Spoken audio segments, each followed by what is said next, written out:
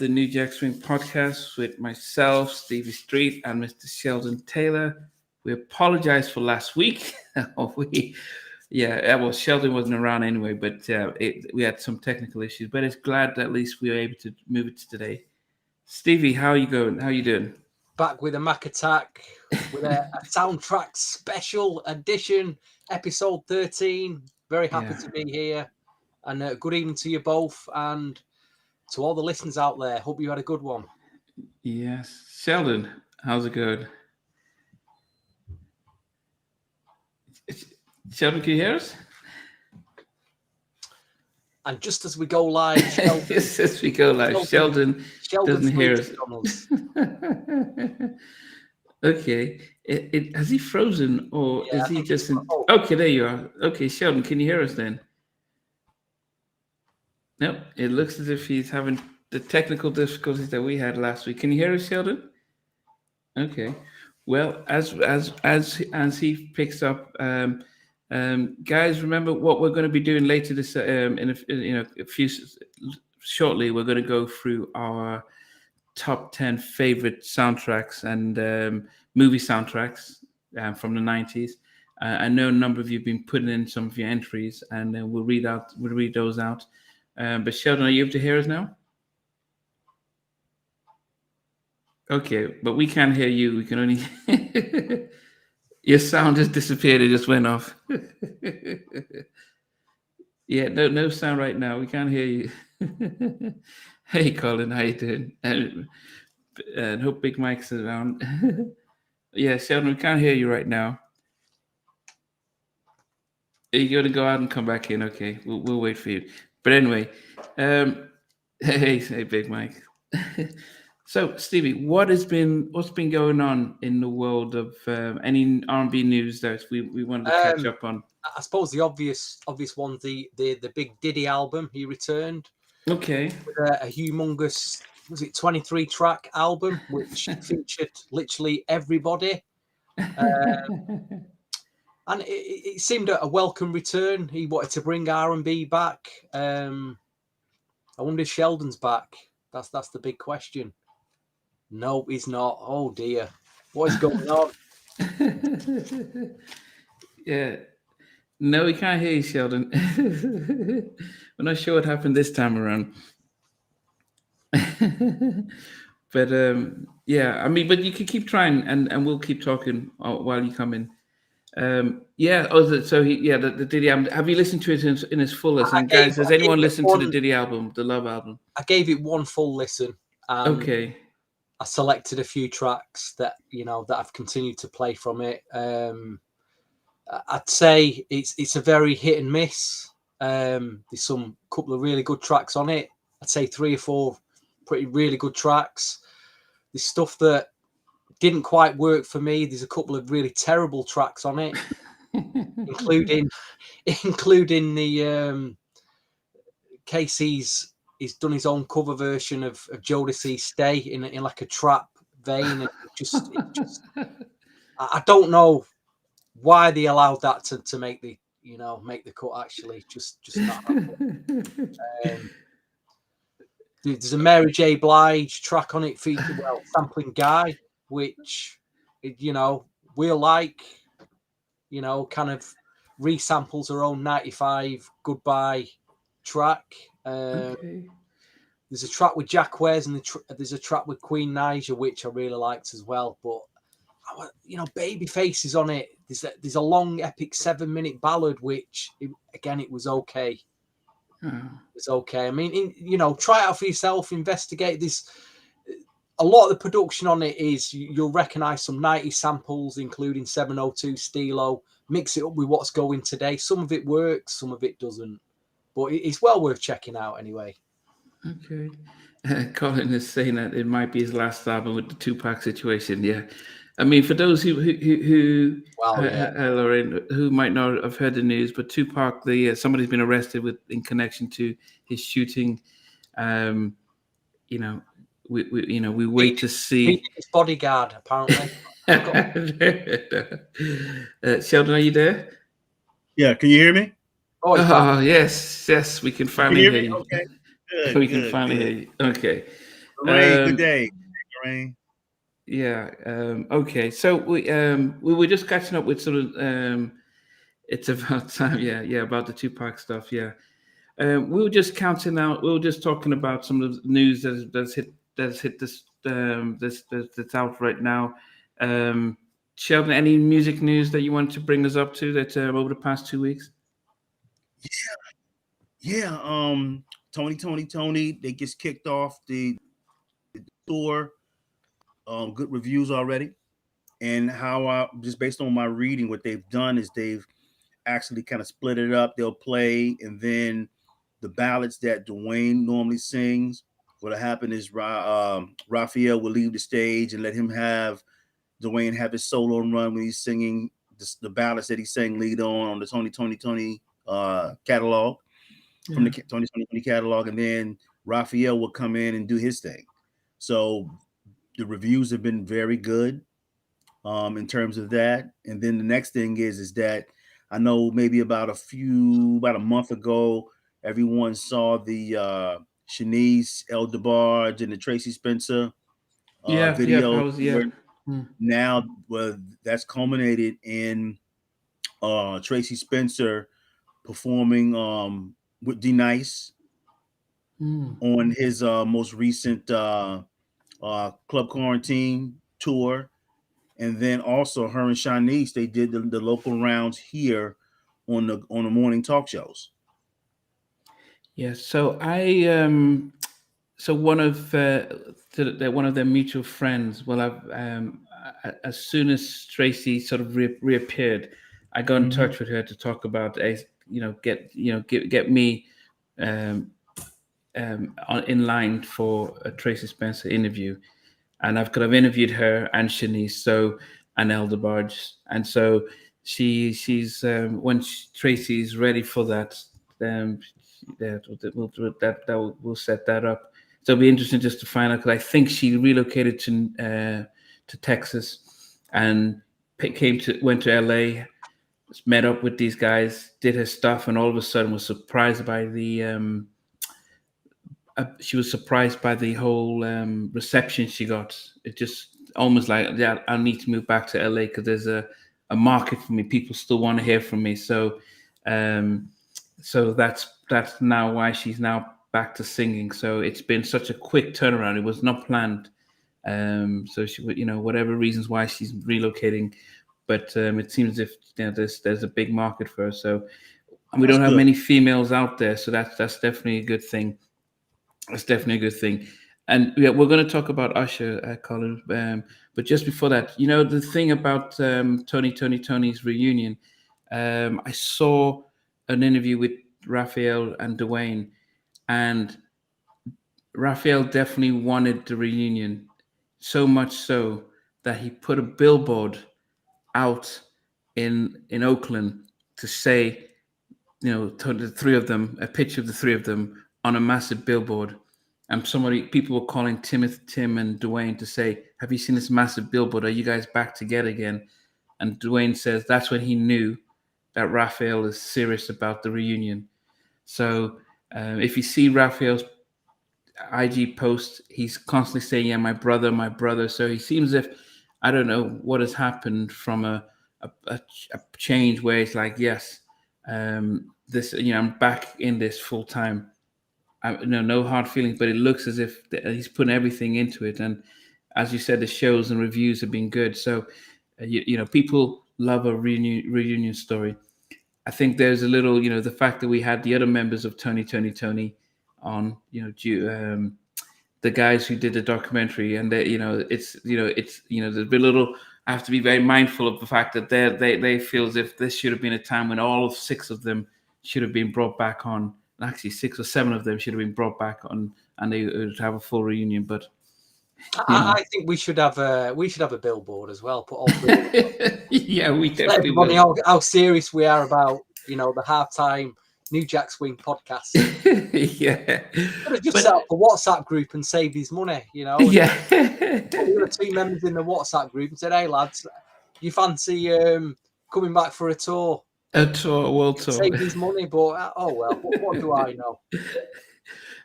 Colin brought out Usher. So, what are your thoughts about Usher headlining the Super Bowl halftime show? Because he's I think it's following a in the perfect fames perfect of time.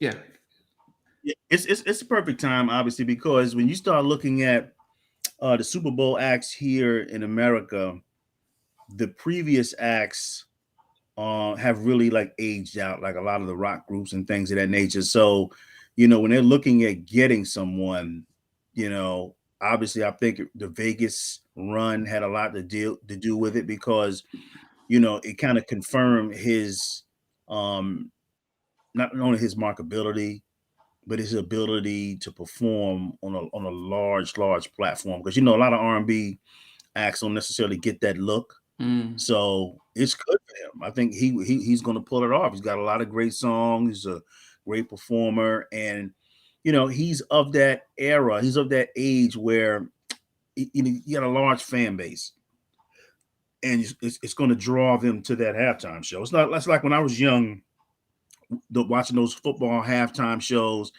and they had like older rock groups, big stage performances and things of that nature. So now, him and Mary J and Dr. Dre and people like that, yeah. they're in that age, mid 40s, 50s or whatever. So, classic artists. So it's good. I Good mean, look yeah, for him, Jay man. Z has a big. I mean, Jay Z runs him alongside Apple and the NFL put on the show. So pretty much Jay Z makes the phone call who he wants on there, and everyone else backs it up. But he does have catalog. No one. I mean, yeah, he has a big catalog, and he's still releasing singles like Pop. With David Guetta and a few things here and there. So, and it's about performance as well. So, it will be interesting. Is there an actual football game going on then? Because Yes, it seems yes. So that all the talk is about the halftime. You don't hear about the actual game. It's all about who's yeah, performing. the big deal here in America with the Super Bowl. I mean, yeah, people, they're diehard football fans or whatever, but the big deal has always been the halftime show and the commercials because that's when they Yeah, launch all the new commercials during the Super Bowl. So a yeah. lot of people tune in for that as well too. And it started with Mike. And I think, When we have the Champions League football final, I don't hear anything about the halftime. No, It's no, about yeah, football. It's about the game. yeah. No, it's in February, Colin. It's it used to be the first February in the first Sunday in February, but it's probably yeah. So it's around. It's yeah. I just know it's very cold then, isn't it? It definitely is. No, but yeah, as I said, it is. Believe it's going to be. It's either the 4th or the 11th. I think they've moved it to the second Sunday in February. You know what? But and it depends on where they play. It depends on where they play. Vegas, They should Vegas, spend more. Yeah. They should spend They're more. doing, are they doing yeah, Vegas? Vegas. Okay, but that coincides because with his Vegas run, so that's Yeah. good for him. Yeah. Yeah, should spend more time at halftime telling everybody what the actual rules of the game, so people can playing. Because I ain't got a clue what they're doing on that. No, but you know what the thing is, living there for 10 years, the Super Bowl halftime show, Michael Jackson started it off back in 1993, and actually this was when the first time the Cowboys had won in a long time against the Buffalo Bills. And I still remember the game because I was so shocked to see Michael Jackson do the halftime show. It was amazing, and I became a pseudo Cowboy fan. And since then, they realized, oh, we had over 100 million watch, not just the game, but the halftime show, then the commercials, and since then they've had to up it. But that's still to come. So we'll as we get closer to it, I'm sure we'll hear some more things. So I think that's about our music news before. And just the other two sad news. The first one was Lemisha. Sorry, not Lemisha. Iris from 702. They just had her funeral on Friday, so it's really sad about her passing. And it seems that she had taken ill just earlier this year because she did start performing with them, and then they posted that she's actually going to be off for a while, and it just felt like she got ill and just hadn't recovered. And then the other thing is a Crazy Bone, who's been hospitalized. I've interviewed over 100 people. I would say he was probably one of the most humble people I'd ever spoken to. Real down to earth. I was like, this is Crazy Bone from Bone Stocks, but he was the most laid back and humble guy, and he was so much into doing stuff for his community, going back to where they came from in Cleveland, and about doing centers for the youth and stuff, and so a lot of stuff. So the fact that we're not hearing any news means it's good. The fact that it looks as if they've probably stabilized, but there's no news coming out. So I'm definitely praying and wishing him all the best. So outside of that, anything else just before, because we're going to go for our top 20 stuff, but anything else anything thoughts about? I don't have any. No, okay, that's fine. Oh, Michael Bivins documentary. I think we might have talked about that before. Yeah. So he's going into his second run on a different network coming up this coming week, going into I think the 6th of October, something like that, Okay. first week of October. So still getting a lot of traction on one of the previous networks that he aired on. It was a #1 video. Okay. #1 film. So that was good for him. Yeah, he's still pushing it. So I mean, definitely I'll definitely look to try it out. But anyway, just as we left, just before we came on air, I had reached out to Roberta Flack to do an interview, and I got a message back from her manager saying that unfortunately she had been, ALS. Yes, and she got diagnosed just late last year. So unfortunately, she's not able to do live interviews. But she was very appreciative of being contacted, and they wanted to be able to watch the interviews and be able just to see and support that way. So I want to send out my shout out to Roberta Flack, but I did say that I'm going to find a way to honor her in some ways, because if I can't do an interview, I want to find another way. So we will try and get people who know her and talk about her to celebrate her career, because that's part of one of the things we want to do.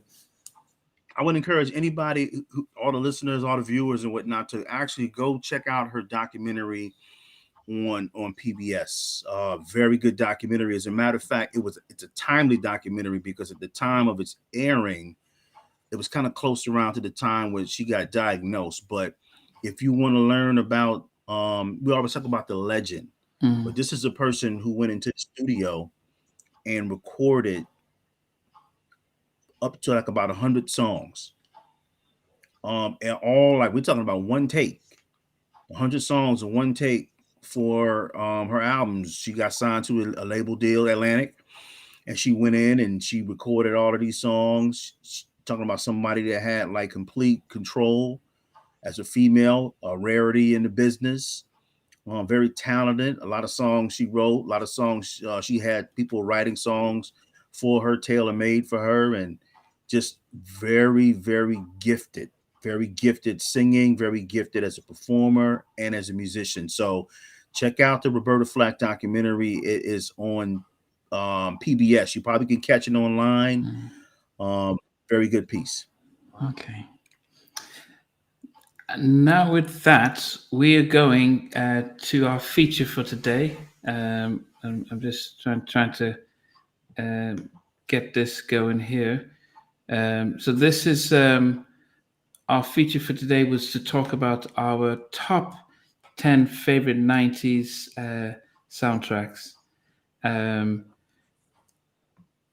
I seem to have issues with my stuff here, but anyway, so I got the memo this time around, and guys, those who are watching, have your top 10 soundtracks as well, and put them in the comments so we can read them out. But I got the message this time, so I made sure that they don't have to be David Foster related, and they will be soundtracks that I actually play and enjoy, and so. Yes. So we're going to. Are we going to go two each, or what? To really talk about the actual that early 90s era Yeah. Before we actually get into the soundtracks, of how important a lot of those films, whether they were good films or bad films, it was like a breakthrough era of like black directors coming through, black actors. Because what you see now is going back to that era of they're getting the films on the cinema. Yeah. You know, on premiere cinema for the first time, really. And obviously there was a period in the 70s with the blaxploitation, but if you look at, you know, films from the early 90s like Do the Right Thing, the way Spike Lee came through, you know, it was a very important time, I think, you know, whatever you made of the films. I mean, compared to the 80s, you're right. It just felt from the 90s. It just felt like there was an explosion of the films that were coming out, and then the music that accompanied them. And that's why sometimes this soundtracks are kind of hard, because some of the soundtracks, when you're thinking of the songs, the film comes to mind. And then, you know, there was some, you know, there were films like I Love the Wood, I Love the Best Man, and I was like, oh, but the soundtracks, some of them had some good songs, but not the whole stuff. So it was hard for me I had to separate the film from the soundtrack and really be able to see, because as I said, especially some of the ones that really focused on making the music separate, instead of the ones that just said, oh, can we just get one song from your album?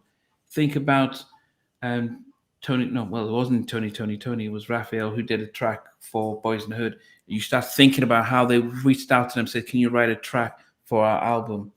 and the power of that. So yeah, Yeah, it's a big difference. Like Stevie said, in the 70s, is a little bit different because what was happening was, obviously the first one, Shaft, had come through, or prior to a couple movies prior to that, and what they would do is they would have them, you know, the artists or the musicians or whatever, they would score they would create songs that were built around the movie, built around scenes. They would score them, and then fast forward to the 90s, it was more of a situation where the music was like part and parcel, where it was a selling point to the movie. Because again, um, in the 80s, you didn't have it, because the 80s, you know, you had the soundtracks, but it was more of an adult situation, like movies like The Big Chill. You got to give those movies, you know, I guess their due, because The Big Chill in the 84, 85, they took the entire Motown soundtrack, and it built the movie around the Motown soundtrack. Cooley High in the 70s did the same thing. But, you know, fast forward to 89, actually. Well, even you go a little bit before that, you know, Spike Lee's early movies like School Days in 88, 87, 88. But the music was always part and parcel with the film. And like y'all said, some of the songs, it was different. It was more about, now we need music for the soundtrack, even though the songs didn't have anything to do with the movie. yeah.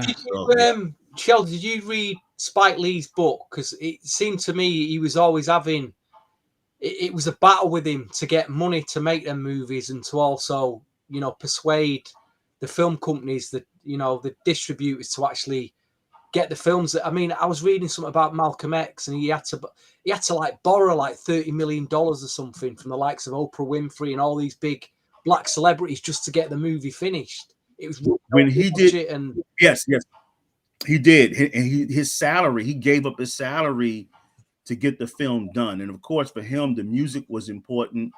And, you know, that was part of the budget. And he did give up his salary. He got money from Magic Johnson, Michael Jordan, Oprah Winfrey, and a few other people. And they got the movie done. And he was one of the early ones out the gate that recognized the importance going into the 90s of how much the music was an important part of the film. Like a lot of our viewers or whatever, they're throwing out a lot of different soundtracks, and, you know, just tied into the movie. But the thing about it, even though they didn't have anything to do with the movie, sometimes it kind of, the imagery kind of goes hand in hand, because you can kind of think of some of the songs and you can match them up with certain scenes. But you're absolutely right. And I think the audience, we were a younger audience then, and they recognized that this is going to be a big deal. And, you know, there was a lot of politics because a lot of artists were on different labels. So that was a big deal back then, trying to license those songs. And, And then once it proved profitable, then it was on after that. Yeah, I mean, as I said, it was a beautiful time. And I was in America during that whole '90s, so the movies came out. I'll just go see them. The soundtracks. So it was. I mean, I do wish. Yeah, we on another episode we probably could think about our top 2010 out movies. Because the soundtracks and the movies are quite different, as Stevie alluded to. So, are we going to do this in 10 to 1, or are we just going to just play what makes our top 10? What are the thoughts, guys? Let's go from 10 down to 1, and I picked a few that didn't make it that I could highlight. And my top 10 is, again, it's based because it's a New Jack Swing podcast. It's kind of more based in the New Jack era as opposed to 94 onwards, which I'm suspecting you guys have thrown a few in there. Yeah. Well, I managed to make sure Shaft wasn't included in my top 10 because he was in the 70s. Dope, man. Superfly soundtrack. I know a lot of folks like, what's this, man? But those is dope, man. Those soundtracks, masterful, man. Well, if you're talking about the greatest black movie soundtracks of all time, you're really going back to that era. You got to see. Yeah, I mean, Superfly. Hard to touch that album. Very hard to touch. No, but yeah, so mine was definitely within the 90s and stuff. So, So I would. Who wants to start then? Go ahead, Stevie, because I didn't really have I have a list, but I didn't really rank them because it was really hard. Because when you start ranking them, for me, in my mind, it has to be a criteria to rank them. Well, I'll tell you what, I'll go through a few that are just a bit. I should just highlight as a bit either obscure. This one, BB's Kids, or Bebe's Kids. Bebe's Kids. Yeah. Film, but there's some great stuff on this soundtrack. There's a track by a guy called Joey Diggs, and I think he ended up working with MC Hammer and a few others. He did a track on it called Your Love Keeps Working on Me, which Jody Watley picked up. Jody Watley, yes. But the original version is on this soundtrack, and it's a great record. You got Phil Perry on here, you've got Immature on here. It came at the tail end '92 of the New Jack era. It was missed. I think this was missed, but well worth checking out. This you got soul tracks, hip hop, and New Jack tracks. But the Joey Diggs is a killer. A good film, White Men Can't Jump. That was actually a very entertaining film. White Men Can't. Yeah, it was a good film. Yeah. Didn't make the track with riff. Didn't make my top 10, but the riff track produced by Dallas Austin. Oh, you did that? Okay. Right. Man. Got a picture of them there. There they are there. Yeah. Single. Okay. What else? Chucky Booker did. This is really obscure. He did Tales of the Crypt. I remember that. Wow. Was that on HBO? Yeah, that was on HBO. Yeah. Yeah, he produced that track. It's a very funky New Jack Swing track. Again. Okay. 1992 on Giant Records. This is the CD single. I've not got the soundtrack. What else? You can't. We almost remember that. I mean, it wasn't a film, but 90210. Okay. Soundtrack has got High Five on it. Brilliant swing track. Who else has got? It's got Jade on it. Kathy Dennis. Yeah, that was a good soundtrack. Tales of the Crypt. Spending all his money on music. Death by Temptation. I don't know if anyone. Oh man, yeah. I've never watched it. Yeah, I've never. Yeah. It's got, yeah, Z Luke's on this. Brilliant swing track. And this was like an Orpheus. A lot of Orpheus. Yeah, Orpheus. Hush Productions. Orpheus. Yeah. Blank Man. There's a brilliant Teddy Riley track on this. Okay, I remember the film, but brilliant Teddy Riley thing on it. To the Extremer on it. Who else? Portrait is a brilliant Portrait track. Layla Hathaway, the Silk. This is a strong soundtrack. But this was just, I think this was 1994. Blank Man. Again, a bit obscure that. And a few big ones here. I won't mention them because I think you guys have got. Is there anything else here that? Yeah, these are all big ones. Okay. Hold on. Yeah, these are big ones. And this one, Fat Beach. I don't even remember that. That's one Coolio. of 97. Yeah. 96. 96, Yeah, 97? 96, What is that? 97. That's got some good stuff on it as well. Okay.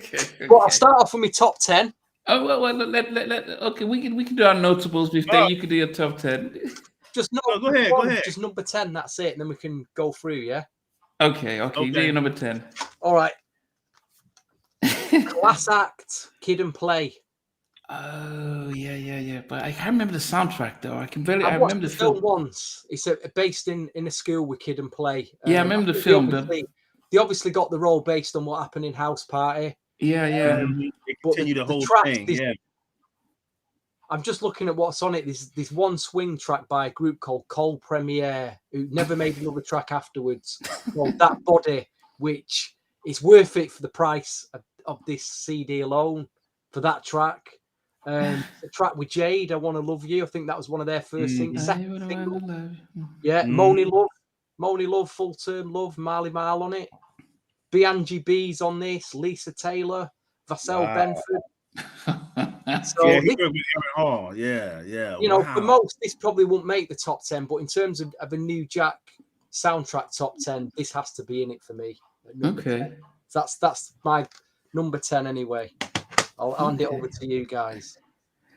Well, I can go for some of my notable mentions. Unlike Stevie, I don't still have any of the CDs lying around. I can just pull up and say. But you know, it's amazing that we're talking about notable mentions and a thin line between love and hate. So this was a film directed by Martin Lawrence, starring Martin Lawrence. He did the writing and directing with Whitfield. I can't remember her first name. Lynn Whitfield. It was like a black version of Basic Instincts. Yeah. But Roger Troutman sort of did most of the production. So he had this amazing track with H-Town, Thin Line Between Love and Hate. He had some other tracks with Roger. That was it was a remake with Womack to Womack, but but Roger did a lot of the Yes. Persuaders. Oh, the Persuaders, okay. Yeah, but Roger did a lot of the production on that album, and so as I said, especially the title track and the rest of the film was really great. I like that one. I'm sure this is going to make Have Plenty. Oh yeah, that's when the Teddy did the remake of I Can't Get You Out of My Mind. Yeah. For those who hadn't seen the interview I did with Eric Williams, he wasn't too happy because he wrote and produced that track, but for this film, it was redone with some little vocals, and he was removed from production on that for the film. So it's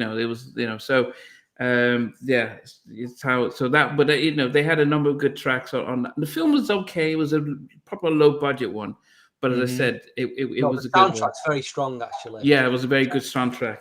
The guy who did that movie, he did another one. It was Sprung.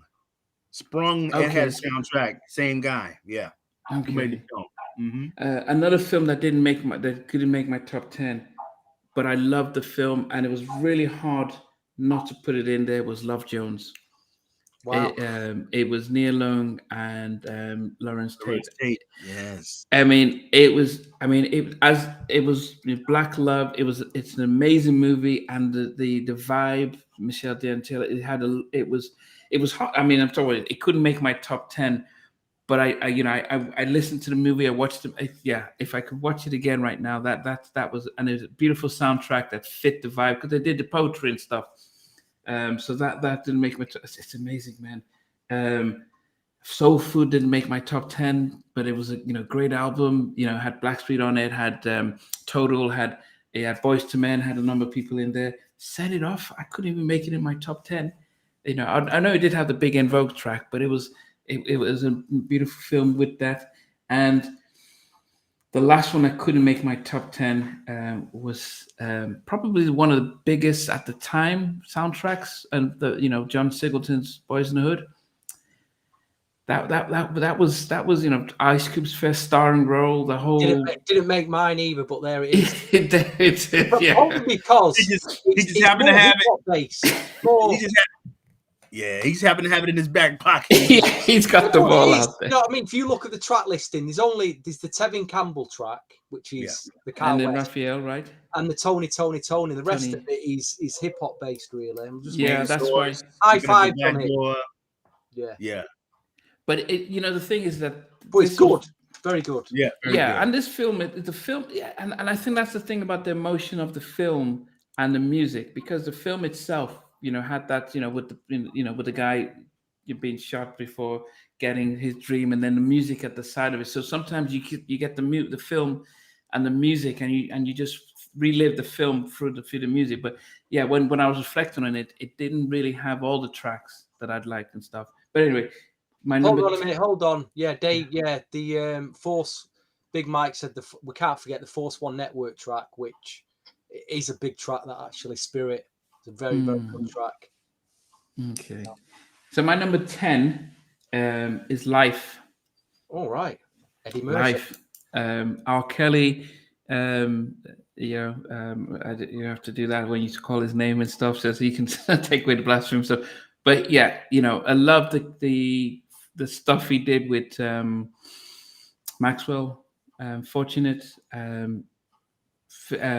especially the track with Casey and JoJo, Life. I still play it right now. R. Kelly, and he had some stuff with Wyclef, and R. Kelly had some other tracks on there. He just took the whole production, and the film was okay.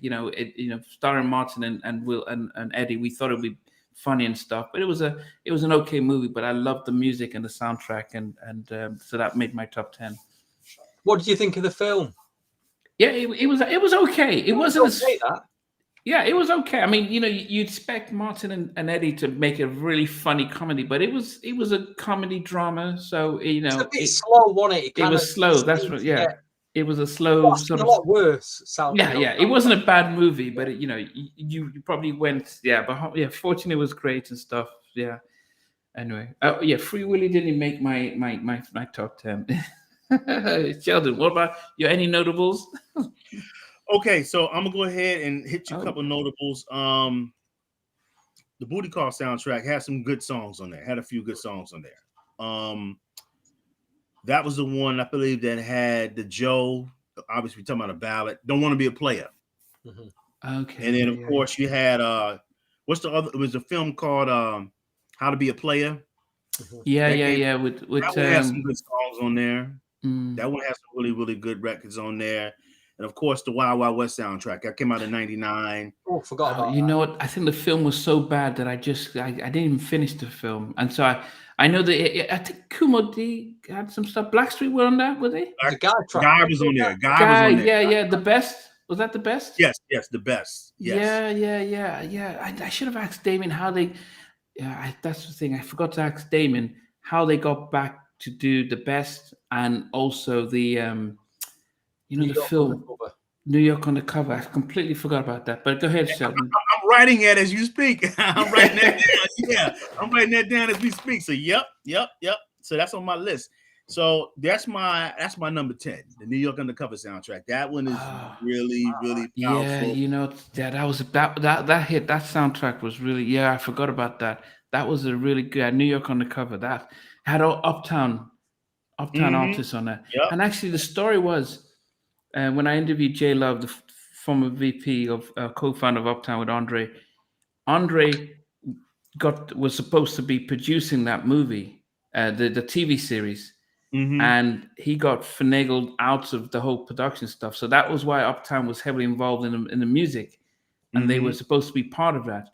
But he just didn't get things in order, and he just got sort of moved out of it. So he learned a hard lesson. So that's what J Love said. So great movie, a great soundtrack for the TV series. Yeah. Stevie, you're number 9. Number 9, disappointing film for me, but a very good soundtrack. Strictly Business on Uptown Records. I'm trying to think what was on it. The debut for Mary J. Blige was on here. You Remind Me. The big Jeff Red track. You Told Me.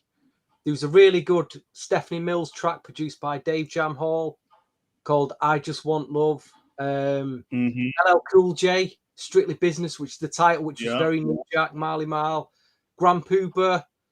There's a Jodeci track on it called Let's Fly, which is brilliant. There's a nice and smooth track, Heavy D and the Boys. You've got some Go-Go with Rare Essence, Leaders of the New School. Is Albie Shaw on that? Not sure actually. No, it might be. And then Laquan, now's the B turn, but this is a good New Jack soundtrack. Yeah.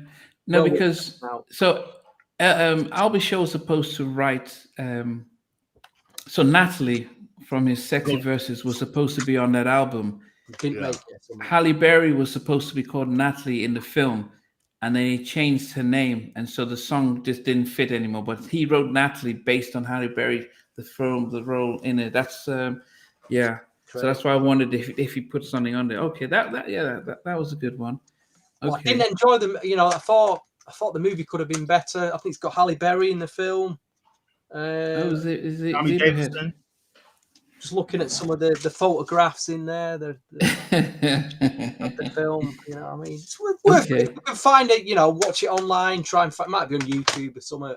Because a lot of old movies are on YouTube now. They just let you watch them, don't they? Yes. You know? Yeah, it was good. Yeah, Zebrahead, that's ex-girlfriend. That's an honorable mention. My number... And speaking of real quick for Zebrahead, Damian Hall's group, Forte, was on that. That's the group that he had when they broke up the first time. He went and he had Forte as his group. As a matter of fact, and that song on there, I think, wound up also becoming one of the songs that was on his solo record. Yep. Okay. My number 9 is Menace to Society. Wow. Ooh, yeah. Yeah, MCA and that I can still hear that track right now. And you know what? I just happened to be in his back pocket. Why am I surprised? That was a hard watch. That's an actual film to watch. It was a hard. I need to rewatch it again. Yeah, but you know the music really, you know, because the music was the hip hop. There was a lot of hip hop tracks, but the music. But one of the things I just saw, the director of the movie did an interview. Yes, he did it. Yes, Alan Hughes did an interview just recently, a couple of weeks ago, and he said that the main track that was supposed to be on the album, that he approached R. Kelly and says, "Hey, can you do a track for the film?" R. Kelly wrote what sort of treatment, wrote a song, and he heard the song, and then he called up the head of Jive Records and says, "You know, R. Kelly's just done this amazing track, and I think it's going to be a number 1." And the guy called him back a week later and says, "Good news and bad news. The good news is you're right. It's going to be a number 1. The bad news is it's going to be on his solo album, and he's not going to be at the film." And the song was what's that? His big track? No, the Hold Me Love a Friend. Bump and Grind. Okay. So he wrote Bump and Grind for Menace to Society. My mind's telling me no. Yeah. So all that was based on the film. And so, but he did have another track inside in the film itself. But yeah, you know what, Sheldon, we got to pull Namdi to task on this film. I really can't see Namdi sat here listening to Spice One, to Compton's Most Wanted, to Too Short, to The Lench Mob, to Brand Nubian. Yes, when the film came out, because it was supposed to be the answer to Menace. This is a heavy soundtrack. It was, heavy soundtrack. Yeah. Back then, yeah, I had the soundtrack. I just, when There's I no left David Foster ballad on it. Yeah, it was really potent. I knew somebody that they were making fun. Phil, that's right. There you go. You hit it right on the head. The Honey Love, joint, that was in the film, right? It was in the film, so they were able to get it in the film. But the Pump and Grind was actually written it was supposed to be the lead single for the film. But and I can see it. Yeah, I can see it because you see the tension between Kane. Yeah. Back and forth with that, right? Yes. So my mind's telling me yes, but my body's telling me no. This was the opening scene between them. That was what So he said that was his stuff. But wow. Yeah, but the track by MCA was so big, you know, it was so big that, you know, you get the soundtrack and everything. I mean, I would have, you know, another honorable mention was Dead Presidents, but hey, what about yourself, Sheldon? Man, you going deep on the side. That Strictly Business soundtrack, really, really dope. That's gonna be like my number 9. And it was like you said, it was Go Natalie, but the film was going to be called Go Beverly because it was based on a female DJ named Beverly Bond. Okay. And they changed it to Go Natalie, and of course, with the rest is history. But yeah, that was that really stood out for me because that's the first time I heard Mary J. Blige, and I was like, who was this? Yeah, it was a lot of great songs on there. That's like coming on the heels of all the other ones that came before it. So I remember people buying that album, man, snatching it up. Yep. Mm-hmm. So was that your number 9? It's my number 9. Yep. Okay. Stevie, number 8? Gets difficult from now on. Difficult. It gets difficult because it's hard. I'm looking. I could have placed this a bit further up. Juice, really, really strong soundtrack. Obviously, it goes to number 8 for you. Wow. I know, but you'll understand when you see the rest of my selection. Okay. Obviously, you got the big one, Tammy Lucas. Is It Good to You? You've got Aaron Hall. Which was huge at the time. Yeah. I mean, what I will spotlight is nobody really talks about this track. There's a track by a guy called Raheem. I don't know who this guy is. Raheem is one of the members of Grandmaster Flash and the Furious 5. But he sings on it, so he don't rap. Yeah, man. But he can sing. Raheem can sing. Yeah, Raheem can sing. Yeah. Does your girl know about me? Brilliant track. I mean, then obviously there was Naughty by Nature, Uptown Anthem, B and Rakim, which the Juice Know the Ledge is a classic hip hop track. EPMD is Going Down. Yeah. Just really, really strong soundtrack. Salt and Pepper, He's Gaming on You. That was a good track. Yes. Good film as well. Good, very good film. This very good. Okay. I'm surprised it did make your top 5. That's my big surprise. Okay. We'll see what makes it after it. Okay. So that was your number 8. Yeah, my number 8 is Above the Rim, and I'm sure for many people they may be trying to throw apples at me, thinking it should be much higher. Good soundtrack. Strange enough, as much as my thing about Above the Rim is, it has the worst SWV song. I didn't like that. I didn't like their film on that. The song. That's their second. To me, that was their second biggest track. Maybe second or third, not third. No, because you have Week in Rain and Right Here, and Anything, but I just didn't like the. I don't want to. Okay, I don't want to say because maybe I was too much in the Teddy camp, that I didn't think All-Star version of the remix of the song was. I just didn't. It was something about it that it just really didn't hit me. So, unfortunately, when I think of the soundtrack and I remember that, but yeah, Steve Stable was beautiful on the track. It was a beautiful film. A lot of people have Above the Rim in their top 3, and this was produced by Death Row. But it was But anyway, I mean, and as I said, I didn't enjoy the film as much, but I enjoyed everything. Yeah, Anything. Yeah. Big Mike, it was. I just don't like the track. So, but that's the thing about soundtrack and everything. I know, Colin. Sheldon, save me. What's your number 8? My number 8 is going to be the Mo Money soundtrack. Oof. Oh, okay, that was the Jimmy Jam and Terry Lewis production soundtrack, right? Yes. That was really dope. I loved Ralph Tresvant, Can't Buy Me Love. Can't Buy Me Love. Even the Luther Vandross, Janet Jackson, whatever the whole. That was really cool. Best Things in Life for Free. Very, very good. Yeah. And then they had the Karen Wheeler, I Adore You. Oh my God. Yeah, great album, man. Great soundtrack. Yeah. Yep.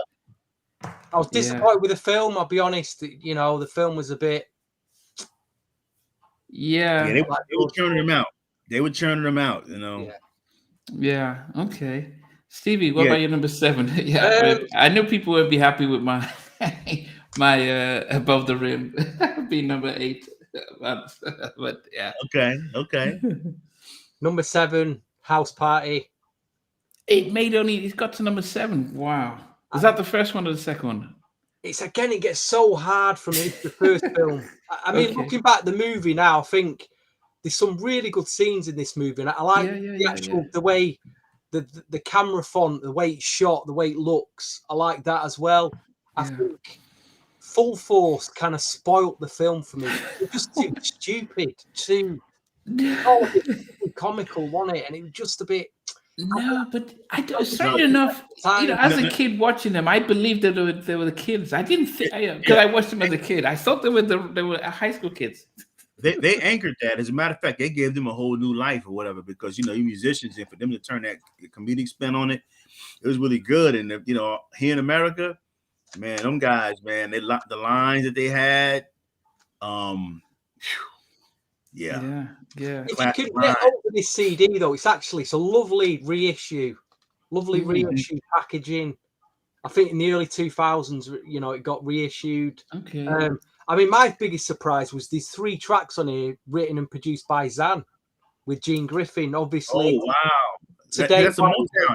Today, why you getting funky on me? There's the Force MD's track, Jive Time Sucker, which was wrote by Zan, and there's the Zan's own track on it. I Ain't Going Out Like That. And then you've got House Party, the by Full Force, which was pretty pumping track. I think the big omission was the Jamaica Boys, Shake It Up. Why that never made the film, but it's actually in the film.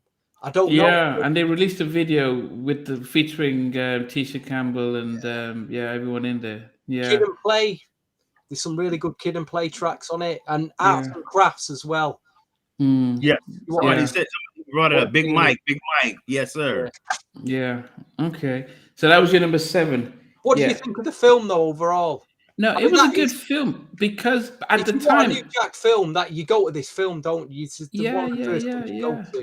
Yeah, it was a good film. It was definitely a good film. Loved it. Are there 3 House Party soundtrack? Yeah. Well, the third one was actually 4, isn't there?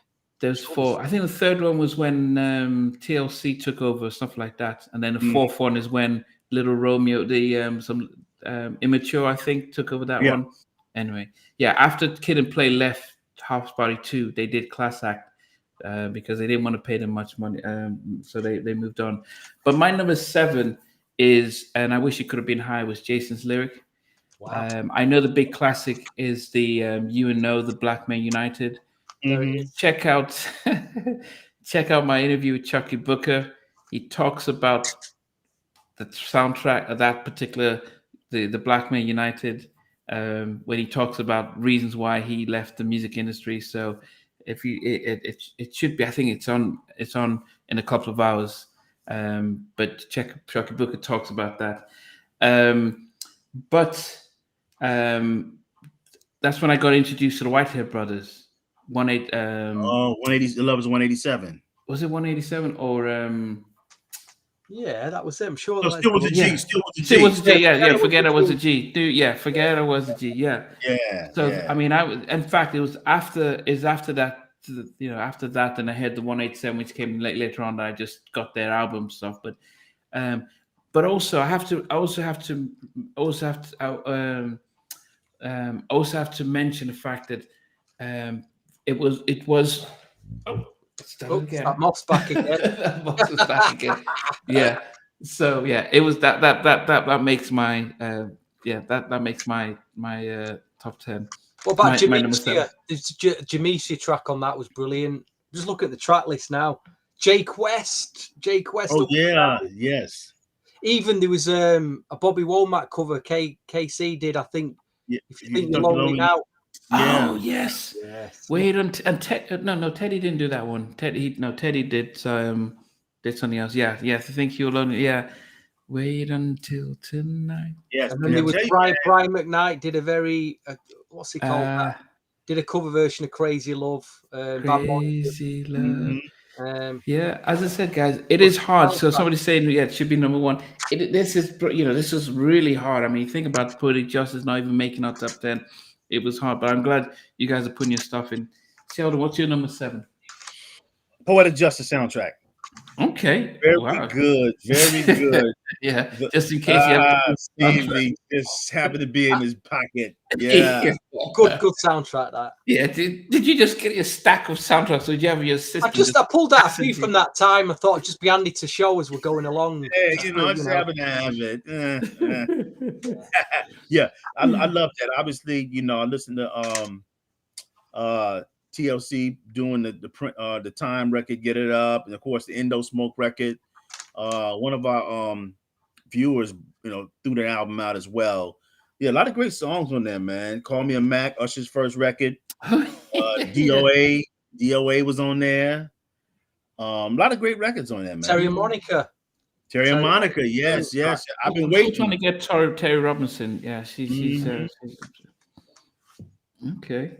I can't remember if I've seen what. Remind me of this film now. Janet Jackson, Tupac. Yeah, he's a male guy. He was male a male guy. Yeah. And I need to watch this film again. Was it good? Yeah, it was pretty good. Kind of long in certain spots, but it was cool. It was good. Yeah. Yep, Mr. Grimm. Yeah, he was on point. Mr. Grimm. Yep, Indo Smoke. That's Warren G doing his thing. Yeah. Babyface had they were doing their thing. So yeah, a lot of great songs on there. Yep. Okay. Stevie, what makes number 6 for you? The first of the LaFace movie soundtracks. I did enjoy this film. Did enjoy it. Probably hasn't stood. Again, one of them where some scenes are good, some scenes. But Boomerang. Okay. Again, very new Jack bass. This one, Aaron Hall's on it with Charlie Wilson. Yeah. Be all right. Babyface, obviously with Tony Braxton, brilliant track. Yeah. Dallas Austin's produced a few cuts like Grace Jones, 7 Day Weekend. LaFace Cartel's on here. Shanice, I Don't Want to Love You. Brilliant ballad from Johnny Gill. There you go. Tribe Called Quest, PM Dawn. Washington, very strong soundtrack. Yeah. I mean, I can echo that because that's my number 6 as well. So actually,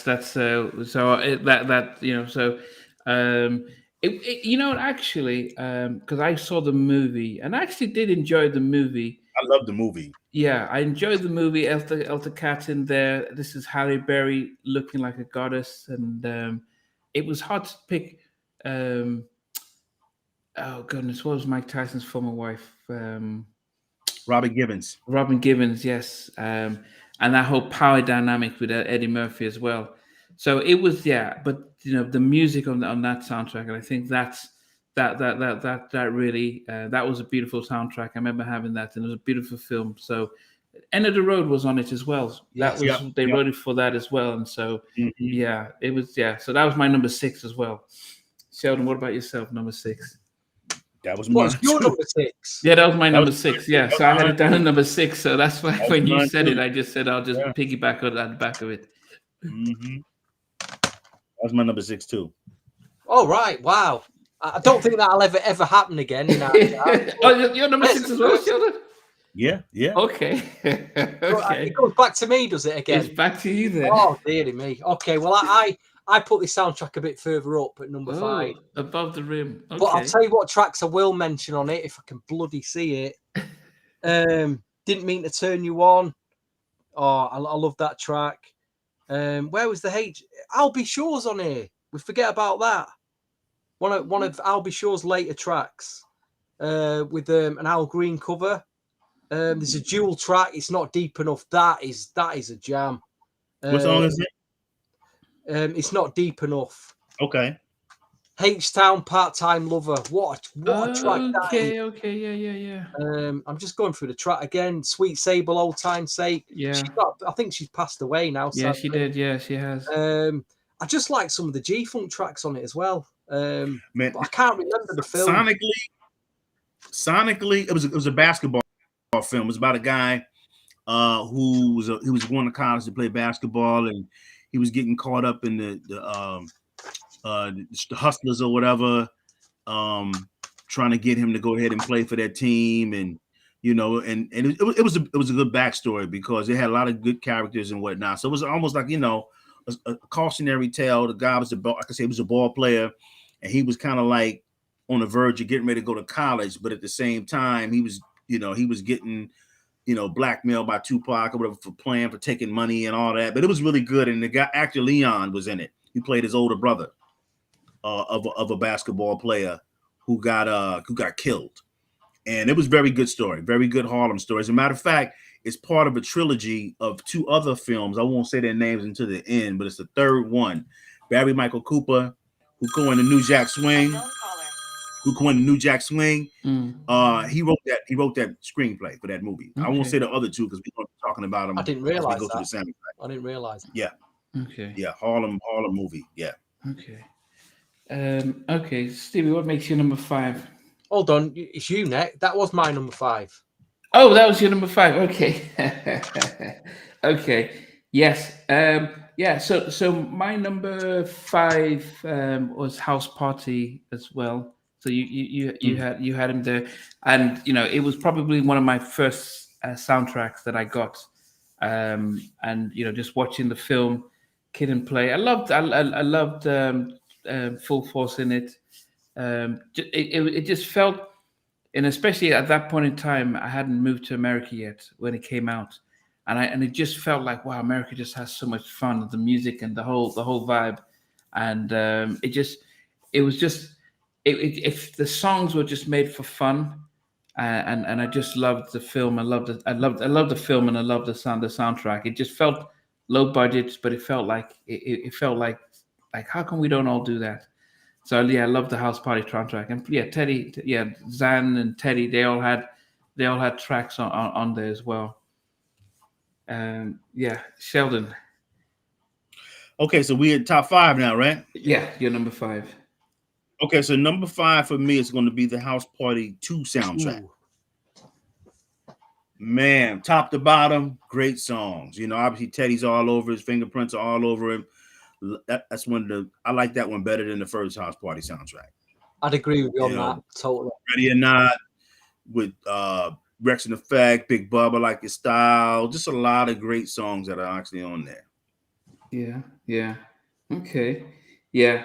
Very, very cohesive in terms of the sound, the whole New Jack sound. Yeah. Very, very cohesive soundtrack in that way. Okay. What about you? Your number 4. The second and final for me, LaFace. Oh, okay. Sorry. Okay, your number 4 was Waiting to Exhale. Waiting to Exhale, which again, good movie. This. I did lend my DVD to somebody, but they never gave it me back. So I'm always checking charity shops, see if I can retain the DVD. TLC track, This Is How It Works. Brandy Sitting Up in My Room. I think there's some David Foster things on here. Shantae Moore track, which was very different for her. Where? Yeah. Faith Evans track, For Real track. Tony Braxton and Whitney Houston, the late Whitney Houston. Yeah. Very, very strong soundtrack. This strong movie as well.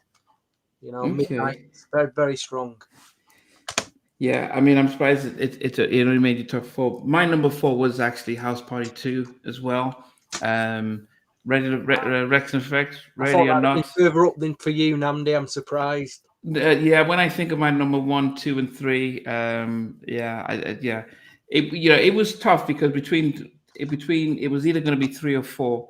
But yeah, Ready or Not. I think Ralph was on this one.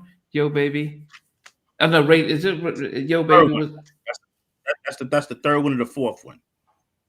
That's what Tony and Immature and all that. He was on. No, I think Ralph was on House Party 2. I thought. You're right. He was on that one. That one. Yeah. I mean, and it had. I forgot. Oh, sorry, I forgot the SWV track on this. Just all night long. Yeah, Big Mike, you're right. Tammy Lucas and Big Bub, I Like Your Style. So that was Tammy. I mean, God, you know, I tell you guys, of all the people I've interviewed, Tammy Lucas is the only person I've been starstruck. Because I'm like, this is Tammy Lucas, but yes, her voice is silk, and she was on that with Bub and yeah, it was that was a tough one. It was better than one, but that made my number four. Sheldon, what about yourself? Okay, so for me, Yeah, man. Yeah. Boomerang soundtrack. Boomerang soundtrack is going to be my number four. Obviously, very cohesive soundtrack. Just a lot of new artists. Obviously, Tony Braxton. Give you my love. Give you my heart. I'm sorry, with Babyface. I was really excited about the Aaron Hall, Charlie Wilson collaboration. The Boys and Men was good. Just really, it was very balanced. Very, very balanced. And the way they sequenced the record, a lot of the strong songs obviously were front loaded. Very good album. Very good album. Okay. Okay. Stevie. Oh, we're getting to the top three now. Top three. Top three. Got a big one here. We've got a big one here. Could have been number one, could have been number two, but it ended up at number three. New Jack City. At number three. At number three. This guy, I don't know what's gonna. But I looked at it like in terms of of the music on the soundtrack compared to the other two as a whole album, But I mean, it was a good film. Again, there's some scenes that I don't, I don't. It hasn't kind of stood the test, but there is bits of it that I'd give the film 8 out of 10, 7.5, 8 out of 10. But as in terms of the soundtrack music wise, the Ice-T track's brilliant. New Jack Hustler, classic. Then obviously they follow that with I'm Dreaming, Christopher Williams, one of the greatest New Jack tracks of all time. Then when the vinyl released, they released the vinyl. They didn't put the Guy track on the vinyl. They put it only. It was a CD bonus track. Yeah, it was on. Yeah, I remember that. Yes. But yes. Record Store Day a few years ago reissued the LP with the Guy track on it, so you can chase that down. Then you've got the Johnny Gill track, I'm Still Waiting, which is a killer. Keith Sweat track, There You Go, Telling Me Again. I'm thinking, damn, I should have put this further up. Danny Madden, Facts of Life, Street Song. Yes. True Revert, For the Love of Money. You know what? This should have been number one. I want to sex you up. And I suppose there it drops off a bit. Essence lyrics to the rhythm. Good track. Full FS Effect or Full Swing Effect. Get It Together, produced by Al B. Shaw, and Two Live Crew ended it. I wasn't too bothered about the Two Live track, but that's a 9 out of 10 soundtrack. That and it only made you number. And it only made you number 3.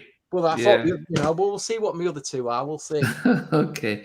No, for me, number 3 was Juice, and it's very sentimental. I mean, I can still remember the album. I can still remember the film, but mainly the album, not just the Teddy Riley. I mean, I was obsessed with Teddy at the time. So the fact that he had a song with Tammy, Aaron was on there with Don't Be Afraid, and the Uptown Anthem. It just felt it almost felt like they were getting serious with the soundtracks to make sure that it's they just weren't just getting people's songs off their album, just putting it on there. They were like, look, let's get them songs to put in the movie. And as I said, when I remember Juice, it just feels like a powerful track. I mean, you've already gone through some of the tracks in there, but as I said, I mean, even that Don't Be Afraid, I think, Aaron loved the song so much that on his album, he made 10 versions of it and stuff. But yeah, that made my number 3. Sheldon, what's your number 3? Juice. You got Juice as well. Right. The reason I love Juice too, man, because, obviously the songs were handpicked. You can tell. You can tell a lot of the songs, especially like the rap records. Here's the story, real quick. When Rakim watched the movie, and he went and made the song. Wow. And what he did, Rakim went ahead, got the records he sampled, and he's actually playing the live drums. He's playing live drums on No the Ledge. He's playing live drums on that song. Just great records, man. Just nice balance between R&B and hip hop. It was edgy. It was just exciting, and then it kind of ushered in You know, Aaron is on the verge of doing a solo thing. I was excited. I loved the video. Watched it over and over again. But Don't Be Afraid. Naughty by Nature. Don't be afraid. You know, Uptown Anthem. A lot of energy. Just really, really, really locked in. So yeah, Juice is my number 3. Dope. Yeah. Jim Beats, what's up? Yeah, I can still hear the Don't Be Afraid. It just yeah, because this was and it's the first time I've seen Aaron singing without Teddy. It just felt like, wow, this is this is something different. Yeah. Okay, Stevie. It's hard because I'm looking at the last two here and I'm thinking, what's number 2? Because this must be, you must have, number 1 could go to number 2, and number 2, it's so difficult. Right, this album for me, start to finish, I could listen to it. You both mentioned it already, but the tracks that you've not, I'm gonna House Party 2, by the way. Okay, that's okay. That's that. Yeah. But I can listen to this from start to finish. The tracks that you've not mentioned, London Jones. Whatever happened to London Jones? Some of you may remember his solo album. What a great solo album that was. But I Lust for You on here. What else? Eric B and Rakim. What's on Your Mind track? Yeah. Which was it? Sampling Controllers. I don't know. Say it again. Was it sampling the Controllers Stay? No, not Controllers Stay. And I want to know what's on it. What's that sample? Midnight Star. Midnight Star. Curious. That's it, not the Curious. Midnight Star. Curious. Yeah. What else is on here? Rest in peace. Yeah. Flex with an acapella. MC Trouble. The late MC Trouble was on here. There's a remix of Belle Biv DeVoe. Let Me Know Something. Obviously, Kid and Play Ain't Gonna Hurt Nobody, which big record for them. Big record. But great soundtrack. Again, the movie, I like parts of it. There's other parts of it I just found silly, but solid, really solid soundtrack. That's my number 2. Yeah, I mean, I mean, I definitely love that. Ralph, Yo Baby Yo, that was So that was definitely your number 2. My number 2, which I was surprised that Tony was on there, is Waiting to Exhale. Now you've gone through the tracks, but I still remember having to go to the movie. As I said, having to go to the movie because I was in college, and yes, it was like, okay, everyone had to go to the movie. It was an emotional film. It was it was a good film, but the fact that this is people have to remember, and this was based on after interviewing Daryl Simmons. He said, Faith said to him, "Okay, I've left LA. Now I want to do this on my own." So this was Babyface as Babyface solo producer, doing all the tracks without Daryl Simmons or without L.A. Reid, and he just killed it. He killed it. He killed the whole thing, and he didn't want to do it. He says that Forrest Whitaker said, "Look, I know you can do it. Not just do the movie, the music, the soundtrack, but also do the scoring." And getting all these amazing women to perform and stuff, classic tracks. You know what? And any poll that we do, if we put in Waiting to Excel, it even trumps Mary J's My Life. So that's how much it's a Black community sort of anthem CD. Everyone puts that as one of their number 1 album tracks out there. Yeah. So definitely. So that was my number 2. Sheldon, what's your number 2?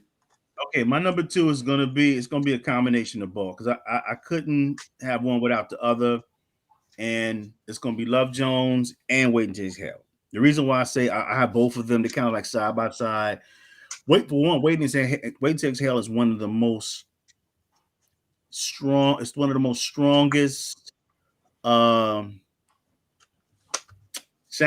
in a contemporary, in the 90s. That's probably one of the greatest song for song, to where LA and Babyface were able to write tailor-made songs. Which track? Which one? Waiting to Exhale?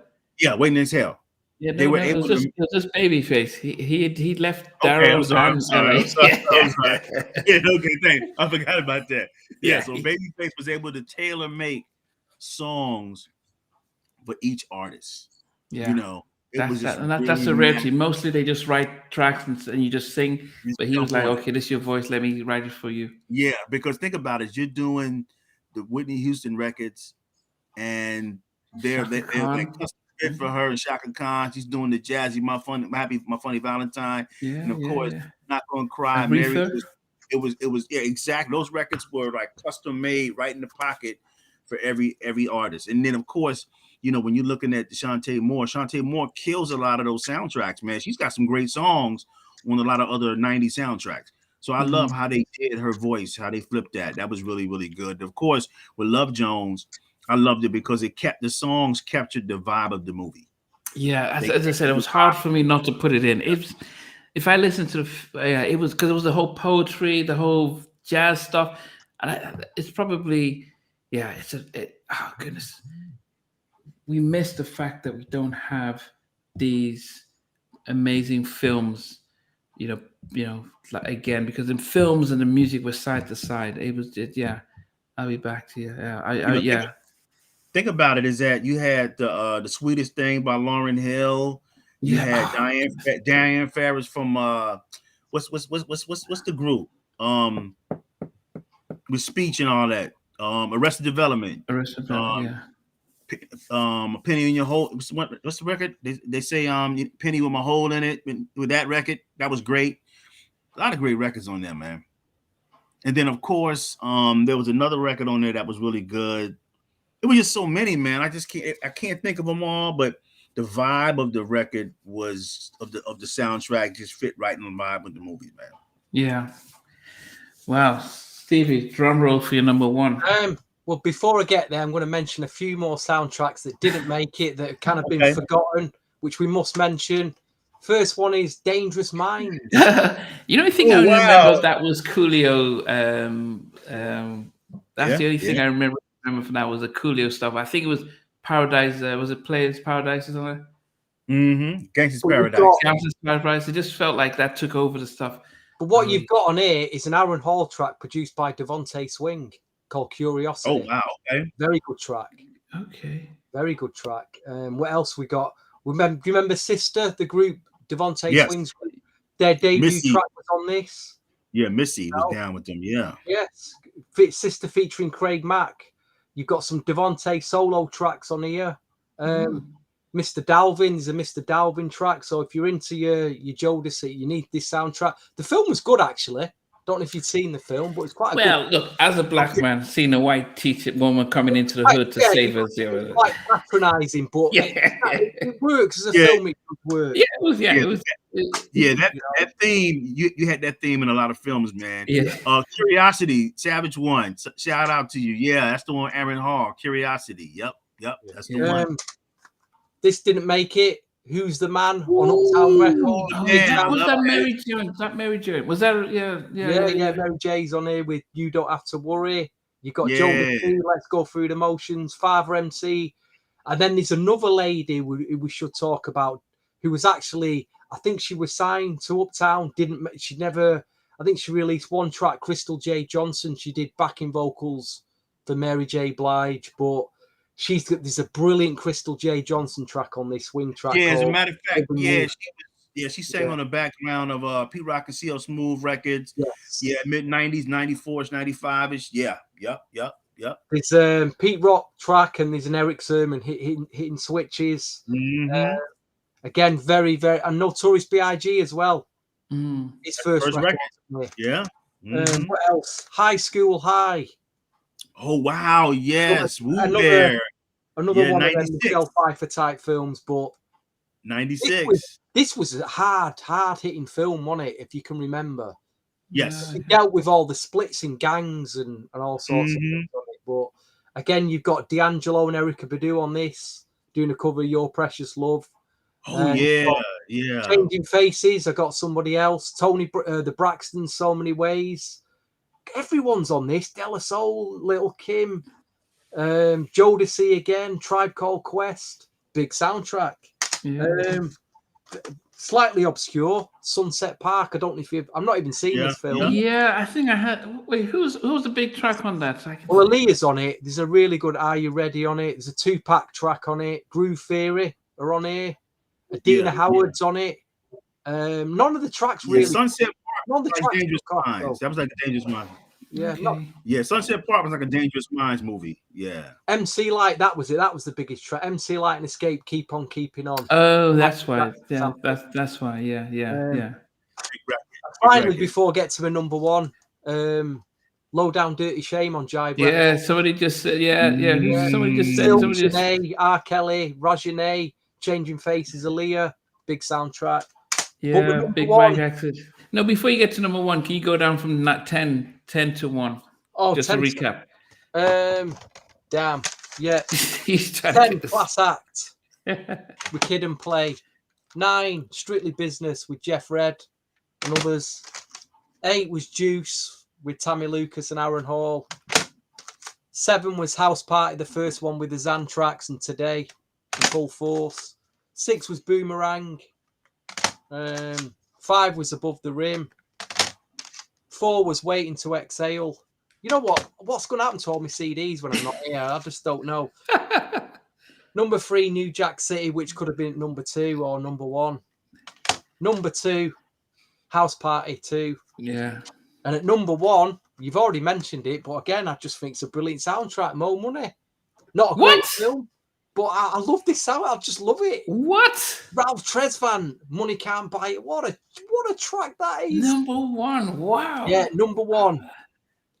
Wow. Ice Cream Dream, MC Light, brilliant track. Johnny Gill. That's a great album. You know, Johnny Gill, Let's Just Run Away. Karen Wheeler, I Adore You. You know what I mean? Wow. Mint Condition, My Dear, such an underrated track. Big Daddy Kane. Oh, I love that. Yeah. Big Daddy Kane, A Job Ain't Nothing But Work. Sounds of Blackness. This was a strong soundtrack. Again, I'm tying it with House Party 2. You know, I could play that all the way through. Brilliant. And it had the Jam and Lewis because they produced most of the tracks on it. Yeah, they did everything. Yeah. That's my number 1, guys. Wow. Okay. So what I'm gonna do, I'm gonna shout out "Don't Be a Menace" by Drinking Juice in the Hood or whatever that's for song. That one had great records. That's my honorable mention. Yeah. That one had a lot of great records. Ozzy Brothers, Lay Lady Lay. Hold on, which soundtrack? Sorry, which one? Don't Be a Menace. Don't Be a Menace. Wow, drinking gin and juice in the hood. yeah. That was really, really big record. Big record. But my number 1 is going to be New Jack City. The reason why I say New Jack City is my number 1 is because it kind of kicked off all of that, but it was exciting to see those records, to hear those records on the movie when you're listening. It was dope, man. I mean, even though you had the singles were big, like Sex You Up was super, super huge. I mean, when people ran to that one, that was like really big. Just I'm Dreaming. They had a lot of strong records out the gate, but I love the fact even the non-singles were just strong, like, you know, The Facts of Life. Just so many of them, man. Even the New Jack City Guy, even though I love that because that was a good stopgap for me because remember they had broke up, and they hadn't put out when they was on hiatus, so to speak, and they had put an album out, so it was great to hear that. New Jack there you City. Go, telling me, there you go, man. Just you know that record, that album, a lot of strong records on there. You know everything, even the 2 Live crew, something in the dirt. I forgot the name of it, but I loved it. I loved it, man. I mean, top to bottom, man. I remember everybody going out to go buy that. Yeah. I'm Still Waiting. Johnny Gill. Yeah, that's the record. Yeah, shout out Chen. There's so many great songs. Yeah. So many great. That's my number 1, man. Yeah. But I'm Dreaming. That was the home run off of that record. You know, and Sex You Up was right behind it. Yeah. I mean, can you guys realize that I'm Dreaming was the first solo track produced by Stanley Brown, and out the back, his first track was "I'm Dreaming." He came off of that, because he was doing the Run DMC thing. He did Pause. Pause was in '89. Then he came out with the 1990. You know that I'm Dreaming. Yeah, record. Yeah. Hoodlum was good too. Hoodlum was good. Yeah. A lot of good songs on there. Woodland, yes. Yeah, I mean, Yeah. so I'm just going to go through, Donna D, but I'm going to go through my top 10 before I get to my number one. So I started off with Life, then Menace to Society, Above the Rim at number 8, Jason's Lyric at 7, Boomerang at number 6. I had House Party at number 5. I had House Party 2, no, Juice at number 4, House Party 2 at number 3. Waiting to Exhale was my number 2, and just like Sheldon, there's no how I could get past New Jack City soundtrack. It was. I mean, the film. Nino Brown. That became a meme. Everyone knew about Nino Brown. Troop were in there. For the Love of Money with Queen Latifah. Money. Yeah, Oh, with Queen man. Latifah and the OJs. It's That was it's Levert. That was Levert. no, I thought okay, maybe the Levert. I thought it was the OJs. Yeah, Levert. They remade it. They remade. Yeah. For the Listen, love. if you're into New Jack Swing, these 3 soundtracks are essential, I think, in terms of like strong listening from start to finish. You've got to have these in your collection. Yeah, I mean, the House Party You know too. that anyway. Yeah. I'm preaching to the converted here, but you know how strong these albums are, and it's hard. You could put these 1, 2, or 3 easily. Yeah. Any of them, any position. I think. Yeah, I mean, there was so many powerful. I mean, people talking about the Panther soundtrack. It was a powerful album. It was definitely a powerful album. What else was there? On the Bus, there was some on the bus. There was some powerful stuff there. I mean, you mentioned Baby's Kids. There's only one really we haven't mentioned, but it wasn't technically because it was a year out, but it was the film that set everything off. Was Do the Right Thing. 89, exactly. 89. Out, but, it had the Guy track on it, My Fantasy, it had the Public Enemy track. Yeah, Do the Right Thing. Actually, the unfortunately, Redheads didn't make the album with that, even though that he had song was supposed to be on there. Yep. Do the Right Thing was supposed to be on there. Do you know they talked about towards the 2000s we started getting not just Nutty Professor, but we had the that was when Def Soul took over, and it had all the artists.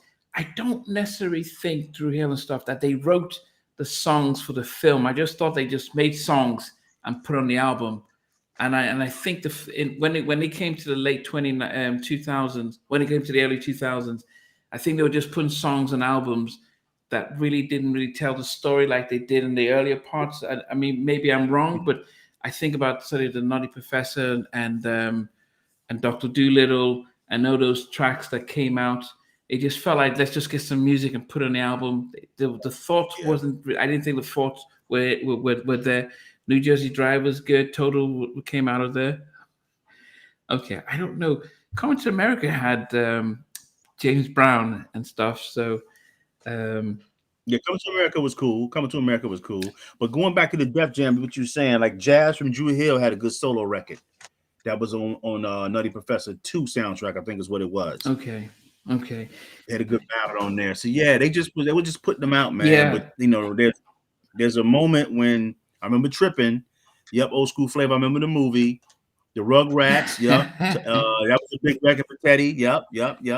And then of course, we did mention Mace was on it. Yes. And Soul Food came in honorable mentions. It didn't make our top. It didn't make our top 10. Either our top 10. It was a good honorable mention. But I mean, as I said, the 90s was just an amazing time for films and the music that accomplished them. My only thing is that towards the latter part of the 90s, they were just getting, we've got a film, just give us some songs. And they just didn't seem like there was a tie-in and stuff. A little tip I would say for anyone, go in charity shops, because you always find these really obscure soundtrack CDs for about £1. And on one of my recent trips to a charity store, I found a soundtrack that I'd never heard of, never seen the film, And I know none of the soul collectors or R&B collectors know anything about this track. But I'm going to give you a little tip here. The soundtrack was called Grace and My Heart. There's some tracks by a group called For Real, if you remember them, that girl group For Real. Mm. But there's also a track by Portrait on here that I know nobody's got. So I'm going to say, if you ever see this soundtrack, £1. It's the music is very 40s, 50s. It's done in a 40s, 50s jazz style. It's not even R&B, but the fact that it's got a Portrait track on it that nobody knows about just blew my head away. But yeah, look, search for that in your local charity shop. I've never seen it since. Probably never see it again. But that's a real oddity. That 1996. Yeah, By the way, 1996. Girl 6 was good too. Yeah, Prince did a lot of original music for that. Yeah, that's true. Yeah, DJ soundtrack with Bobby Brown, the Panther soundtrack. Yeah, Made in America. Yeah. Oh, you guys are real. Yeah, I mean, I've never seen, and I'm admitting this out loud. I've never seen Purple Rain. I know a lot of people seem to like the soundtrack. I was never a big Prince fan, but no, I've never seen Purple Rain or Graffiti Bridge. What about that film? Did anybody watch that? Space Jam. Do you know what? That's one of the biggest soundtracks out there, and I don't understand why. Because what did it have on there? I thought it had Michael Jackson's Jam and Tag Team. It wasn't. It was really hit and miss. This it had R. Kelly, I Believe I Can Fly's on it. Yeah, well, that was on it. Yeah, that was the biggest. There's a good D'Angelo track on it. That's probably the best track on it. I Found My Smile Again. Monica's on it. Salt and Pepper. Was Michael Jackson on there? No. Oh, they didn't put the Jam in there. What about the Tag Team or? Yeah, they're on it. Well, Quad City DJs. Quad City, okay. Yeah, but again, it's a very hit and miss. All for One are on it. What else? New Jersey Drive. Yeah, that was the big one at Lunch Total. Yeah, New Jersey Drive. Dave Hollister on here. I can't remember. Just looking at this out. Oh, we forgot one. The Men in Black soundtrack was pretty. Yeah, pretty that was a good soundtrack. Very good soundtrack. Yeah. The first one. Yeah, the first one. Oh, yeah, man, there's so many of them. Men in Black. I mean, there's a time I had about 100 soundtracks, and I was just putting them up there. But I'm just trying to think about, because the Deep Cover was another one. Dead Presidents. Those were some real, hip hop type of gangster type of tracks. We didn't mention Friday. Yeah, Friday. That's the soundtrack with the show. I don't want to be Everything a Man Won't Do. One of those records. I Don't Want to Be a Player. One of them songs was on one of those albums. Yeah, Colin, I remember Saturday Night Fever. Yeah, that was okay. Yeah, that a hit record with the one in the 90s. The Saturday Night Fever. That's the 70s, 77. That was like the biggest selling album until Thriller came. Man. Yeah, but it's funny because we after Ice Cube did Friday, then they started having Barbershop and Road Trip and the Johnson's Family. It's almost let's just make movies and just put music out. So what's the movie with Jada Pinkett? Woo was another one. They was turning them out, man. They would, yeah. So I mean, Oh, every given Sunday. I mean, there were so many. So we will revisit something similar to this. Yeah, people remember Woo and stuff. But anyway, guys. You've had a bit of everything tonight. You've had the big soundtracks, the forgotten ones, the obscure ones. I think we've touched on them all. The main ones, I think. Yeah, there were so many. There were so many that we haven't really covered. But this definitely is if in comments, guys, you could put in your top 10 because we've done ours. So at least as this video goes out, if you put in the comments, so. It just means that everyone can just remember them and be able to think about them and stuff like that.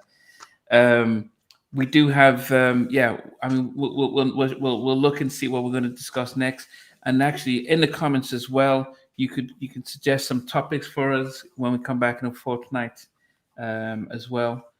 But but we appreciate you guys. That you guys make the show alongside of us. It's it's one thing for the three of us to have our conversation, but it's another thing for you guys to be part of it, to really support and stuff. So we appreciate it. So we look forward to be back in 2 weeks' time. But I'll Stevie, any final words? Any? No, I've enjoyed this. It's been, a trip down memory lane.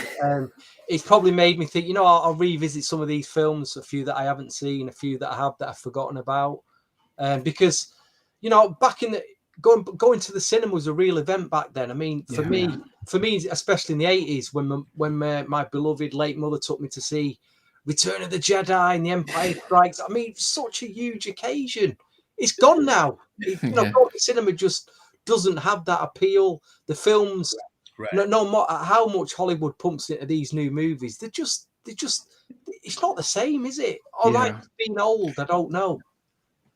I think what it is, we kind of like aged out because, like you said, those movies that we saw, like you said, Star Wars and Return of the Jedi and those movies, it was like that's when you saw. It was just. You started to see now the movies were kind of like gearing more to, they had an appeal to, whatever your age group was, because prior to that, it had to be an acquired taste. A lot of movies that was made in the 70s, Godfather, those movies like that. But in the 80s, you really, really saw it. And of course, the 90s was just really on point because we were right at the right place, right time. What are they talking about now? They're all talking about Barbie. I'm like, are you kidding me? Yeah, it's the Barbie movie. Yeah, is that as good as it gets now, Barbie? Yeah. What movie? Barbie. What movie? You don't even know. See, that's what I'm saying. Barbie movie. Yeah, Barbie. Yeah. Oh, Barbie, the toy. Yeah. You know what it is? They're running out of ideas, man. So they got to try to. Barbie made a lot of money, but they're just kind of like. They're in a state of flux, man, because the streaming has really taken over. Yeah. So when Hollywood is putting out a lot of those biopics, a lot of films, man, they're not staying in the theaters. They're not bringing people in. Yeah. So the streaming has really undercut that. So you have to have a really major, hit movie that's going to appeal to a lot of people. Yeah. But man, the Halftime Chat family, I really appreciate y'all, giving us those other soundtracks that we didn't think of and just giving you input. Yeah, I mean, so here's some good ideas. So Collins talked about the first New Jack Swing track we bought.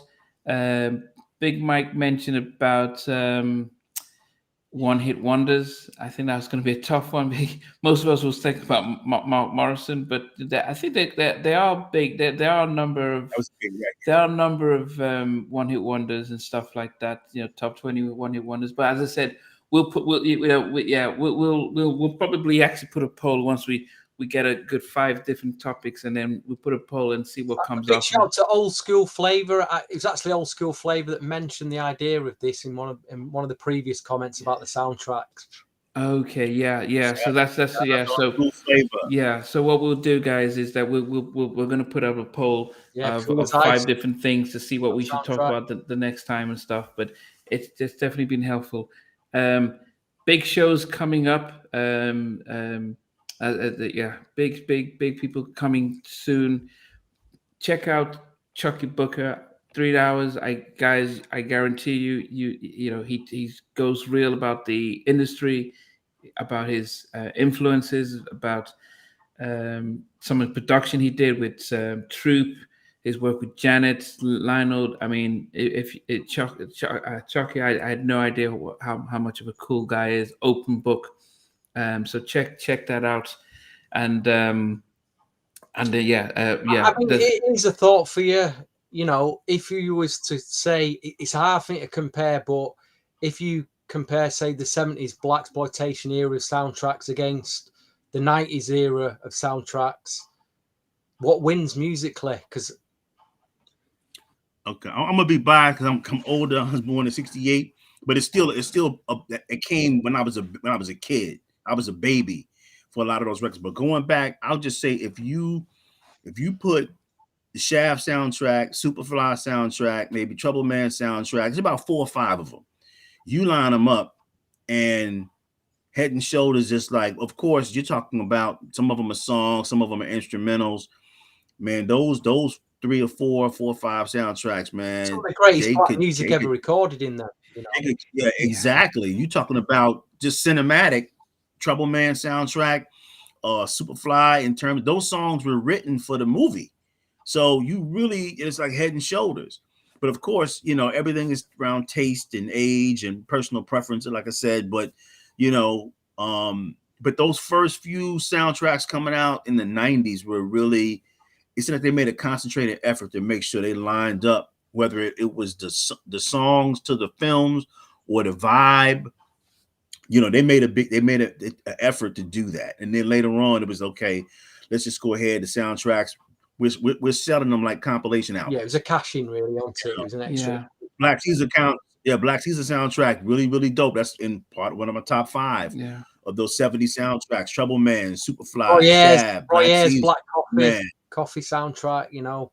Yeah, Coffee, man. It's a lot of those soundtracks, man. And there's one record, I mean, it's from the movie called The Mac, I'll Choose You. I Choose You by Willie Hutch. That record has been sampled and remade, and a lot of great records, man. Car Wash. Oh my God, I forgot about Car Wash soundtrack. Yeah, he's coming out. Man, we going to another hour, man. Hey, hey, Colin, I'm about to go to the disco when we get done from here, Colin Mill. Yeah, guys. I'm about to go to the disco, Colin. Yeah, but we've got a number of suggestions about, you know, our top groups, both male and female, one-hit wonders, New Jack Swing singles. That were, you know, I think we've done something about our top New Jack Swing singles. But yeah, so there's a number of things, but we'll make a poll. We'll get a lot of more. I think you need to get a David Foster interview as well. I think you need to get hold of him. You know what? I will speak to Chucky because Chucky's touring with so he'll get it. But hey, you know what, Colin? I'll be honest with you. I had just finished interviewing David Chucky. Then he kept talking about David Foster. So when we had to compile our top 10 producers, I said, "Hey, David Foster," I was like, "Where did I get that from?" But I actually will talk to Chucky to help me get in touch with Dave Foster because that's his guy. Because you know, he's you know, Nitty Green from Riff talked about one of my favorite guys is Riff Nitty. He talked about how Riff had done, you know, they did their first album, they did The White Man Can't Jump. The record label was about to say, come on, we want to, you know, they went and did the Judy's Got a Boyfriend. It didn't hit. Then the label says, look, we want to take you to the next level. We want to take you to the Boyz II Men level. We're going to put you in the studio with David Foster. So David Foster did his magic, came out with some beautiful ballads. But they're like, nah, we want to still sound like Jodeci and be in the hood. And they got dropped. They got dropped, you know, because they wanted to be like Jodeci instead of Boyz II Men. Because the label, they're pulling in David Foster, man. They're talking about spending money. They would say we want to spend money on you guys, but they said no. The money, because that's the window when you had them, and it was like As Yet, all that Boyz II Men really ushered in that super pop crossover, and these guys could sing, and for them. But think about it, Boyz II Men did the same thing when Babyface showed up with the songs. It was like, nah. We don't want to do those. Talking of soundtracks, if you go on Discogs and put in David Foster, you want to see how many soundtracks his name is on in the 80s. He was the king of the 80s in terms of soundtracks. He was the power ballad guy. Yeah, and so if a label's paying money to say let's get David Foster, I mean, so I'd be interested. He's not cheap. Yeah, I'll try and diversify and Judy's Got a Boyfriend was a great song, but yeah, it was too late. Yeah, remember that song, Stevie? Judy's Got a Boyfriend. Oh yeah. Mucho did it, but it just didn't feel current and stuff, and they were trying to be like Jodeci and stuff. But anyway, guys, it's been Marissa's idea. It's been great, guys, and you know we appreciate your stuff. And as I said, we're going to put out a list so that you can let us know what we should plan on the next time. Like to hit top 10 R&B produced in the 80s. Ooh, that'll be hard for me. I know for Stevie and Sheldon, they'll just be throwing out the name. Well, yeah, Stevie will just bring out all his New Jack Swing producers from 88 to 89.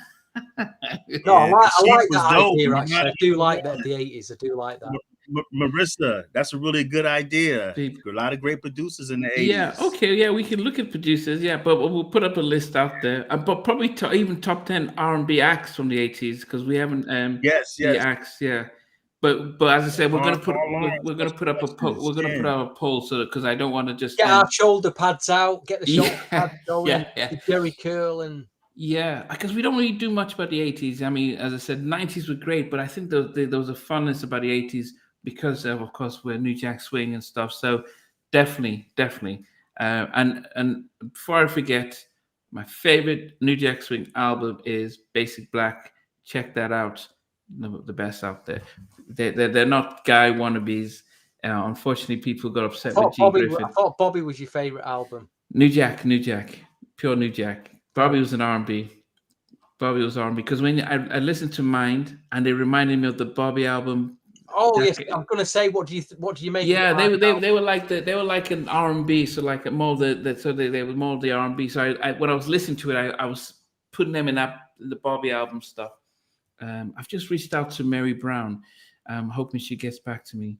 Yes, That would be really good. So that'll be good to talk to her. Anyway, guys, I will keep going on and on and on. So it's been great, guys. In the comments, please put down suggestions for our next show, and then we're going to put up a poll, and wherever we got, we're going to see what's the highest, and then we'll pick that topic and stuff. The album you bought that was the biggest letdown. It will probably look top town flop albums, or what? yeah. So that would be. Can you think of one, Stevie, that you bought that you? There's quite a lot. Yeah, there's quite a few I could pull out. Hey man, we might have to hold off on it because we might need these people as guests. So, you know what I'm saying? Yeah, you're right. Yeah, hopefully All Star doesn't listen to this.